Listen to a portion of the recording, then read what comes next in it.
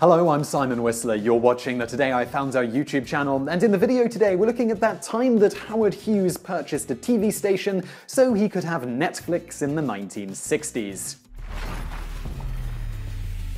Howard Hughes, the legendary, reclusive billionaire business magnate, is a man about whom much has been written and most people know at least a little about. However, as we did when we covered JP Morgan's giant purple knobbly nose that he largely managed to keep hidden from the world, today we're going to focus on a lesser-known aspect of the life of Howard Hughes, specifically the time he bought an entire TV station so he could watch his favorite movies whenever he wanted. Known for his eccentricity as much as his numerous achievements in the fields of business, aviation, and entertainment, towards the end of his life, Hughes famously moved to Las Vegas and effectively became something of a hermit. As the story goes, in 1966, under cover of darkness, Hughes rolled into Las Vegas in his private train wearing his favorite pair of pajamas. He immediately had his personal assistants whisk him to the Desert Inn Hotel, where they had booked out the top 2 floors for him.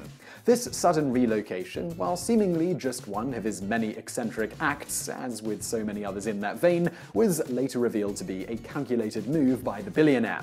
In this case, he was looking to avoid a rather large tax bill in California upon receiving a massive sum of $500 million, that's $3.6 billion today, for his shares of TWA, approximately 1/4 of his net worth at the time. Hughes could have accomplished the same thing by relocating to many places, so why did he choose Las Vegas? It had great investment potential. According to one of Howard Hughes's top personal aides, Robert Mayhew, Hughes's intention was to use this massive cash influx to buy every piece of property in Las Vegas he could get his hands on, with the plan being to then fix the city's reputation. At the time, it was a hotbed of organized crime, which would attract more people. To quote the man himself concerning his vision of Las Vegas, "I like to think of Las Vegas in terms of a well-dressed man in a dinner jacket and a beautifully jeweled and furred female getting out of an expensive car." After several weeks of living at the Desert Inn, the general manager of the hotel, Mo Dalitz, asked Hughes in no uncertain terms to leave. While Dalitz was partly annoyed by the fact that Hughes was taking up a significant amount of valuable rooms in the hotel that could have potentially been rented to more lucrative high rollers, another problem was Hughes's eccentric behavior. A recluse for most of his later life, Hughes suffered from crippling OCD, germophobia, chronic pain, and subsequent addiction to painkillers as a result of multiple serious airplane accidents, and allodynia that made even having his hair or nails cut an excruciatingly painful affair. As such, Hughes refused to let any hotel staff, including cleaners, visit his floor or see him. In the rare occasion people did physically meet with Hughes, he could often be found sitting naked. It is speculated that wearing clothing may have been painful for him due to his CRPS or RSD. He would also be sitting in total darkness watching movies, reportedly as a coping mechanism to distract him from the constant pain. As a result, Hughes's room was reportedly filthy, and the billionaire had a rather unusual habit of urinating in mason jars, which he kept sealed in his closet. When Dalitz told Hughes through an aide that he had to leave, Hughes responded that he'd do no such thing. In a move straight out of Hollywood, he simply offered to buy the hotel. Ultimately, a price tag of $13 million, about $93 million today, was agreed upon. This solved his housing situation while simultaneously progressing his plans to buy up as much valuable property in Las Vegas as he could. Directly following this, Hughes purchased a significant amount of land around the McCarran International Airport and the North Las Vegas Airport, along with a huge amount of residential land in Las Vegas, quickly making himself the largest landowner in all of Nevada. As for commercial properties, on top of buying the Desert Inn, he soon bought the Sands Hotel for $23 million, the Castaways for $3.3 million, the Frontier for $23 million, the Landmark for $17.3 million, Harold's Club Casino in Reno for $10.5 million, and the Silver Slipper for $5.4 million, spending a grand total of just under $100 million, which is about $700 million today. In the latter case of the Silver Slipper, it is often claimed he bought this simply because the light from the hotel sign, which was right across from his room, was keeping him up at night. After buying it, he supposedly had the sign removed so it didn't disturb him. However, it should be noted that Hughes kept his very thick curtains closed the entire time he lived at the Desert Inn, eventually even taping them shut. So while it's possible he may have told his assistants that the sign was bothering him, giving rise to the story story, it's probably more likely the real reason he bought the hotel was the same as why he bought up so much other valuable Las Vegas property. He was set on remaking Las Vegas into a respectable city, all for a very large profit to himself. This all brings us back to the main subject of this video. Perhaps as a result of Hughes's other ailments, he suffered from chronic insomnia and would frequently watch television when he couldn't sleep. The problem was, at that time, no TV station in Las Vegas aired programs 24 hours a day. Not only that, but even when they were on air, they often had the audacity to not show things that Hughes wanted to watch.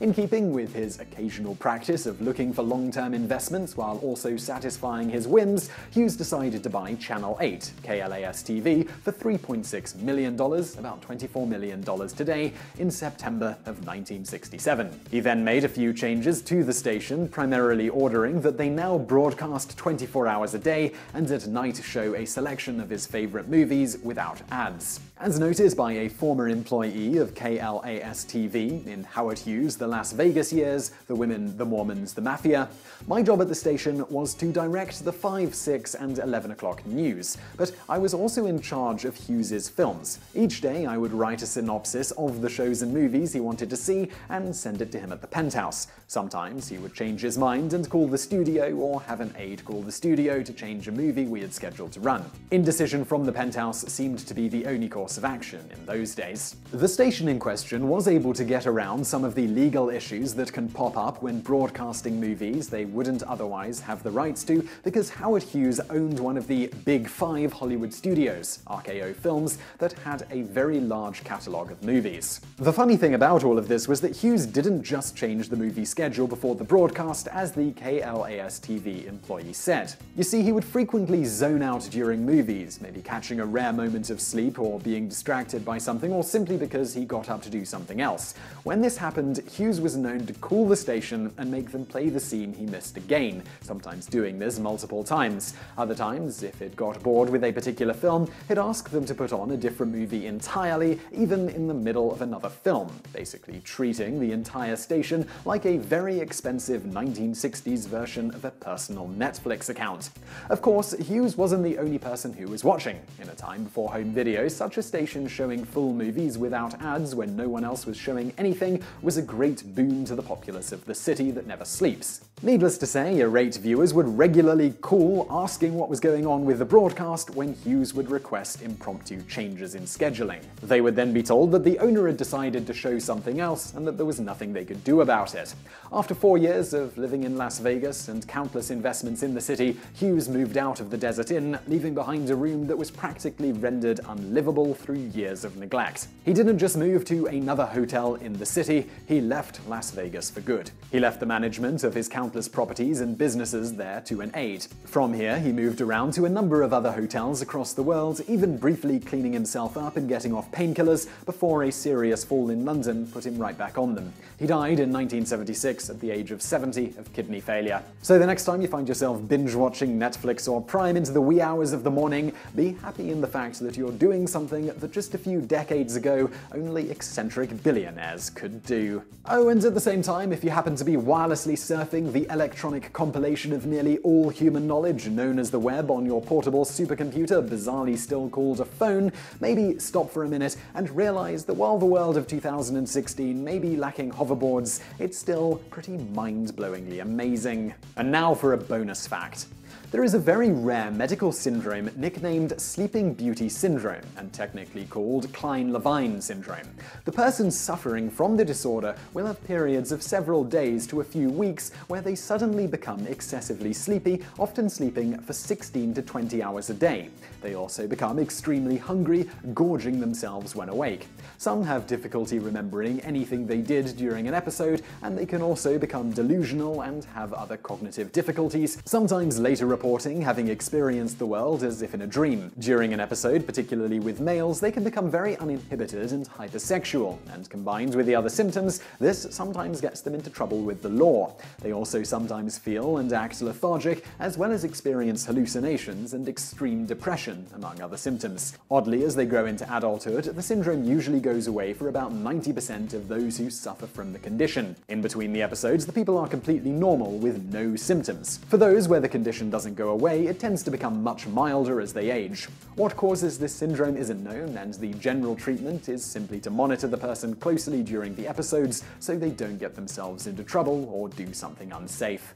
So I really hope you found that video interesting. If you did, please do hit that like button below, and don't forget to subscribe if you haven't already. Also, over there on the right, a couple of other videos you might enjoy if you enjoyed this one, and thank you for watching.